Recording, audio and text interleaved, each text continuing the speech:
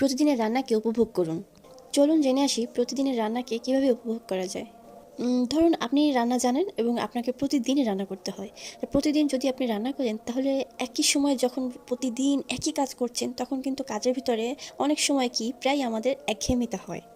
তখন মাঝে, মাঝে আর মনে চায় না যে কাজ করি, আর মনে চায় না যে আর কিছু করি, আর কিছু যদি ছুটি হতো বা আমাদের মনে এরকম হয় যে রান্নাটা যদি আর না করা লাগতো তাহলে কতই না ভালো হতো। কেন যে বারবার রান্না করতে হয়? এরকম একটা একঘেয়েমিতা আমাদের ভিতরে কাজ করে। তো এই একঘেয়েমিতা দূর করার জন্য যে কাজটা আপনি করবেন সেটা হচ্ছে সবথেকে গুরুত্বপূর্ণ। আপনি এটাকে উপভোগ করুন। অর্থাৎ যে আজকে যে আইটেম রান্না করছি আজকে আমি আমার মতো করে একটা আইটেম করব। আমার যেটা ভালো লাগে আমি সেই আইটেমে রান্না করব।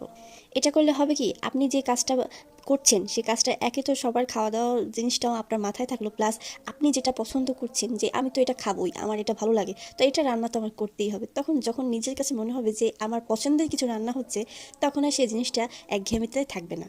তাছাড়া আরেকটা বিষয় খুবই গুরুত্বপূর্ণ, সেটা হলো প্রতিদিন যে একই সময় রান্না করতে যাচ্ছেন এটা সময়টাকে একটু পরিবর্তন করা। অর্থাৎ আজকে যে সময় রান্না করছেন তার আগে হয়তো বা পরের দিন রান্না করতে যান বা তার পরের বেলায় হয়তো বা রান্না করতে যান।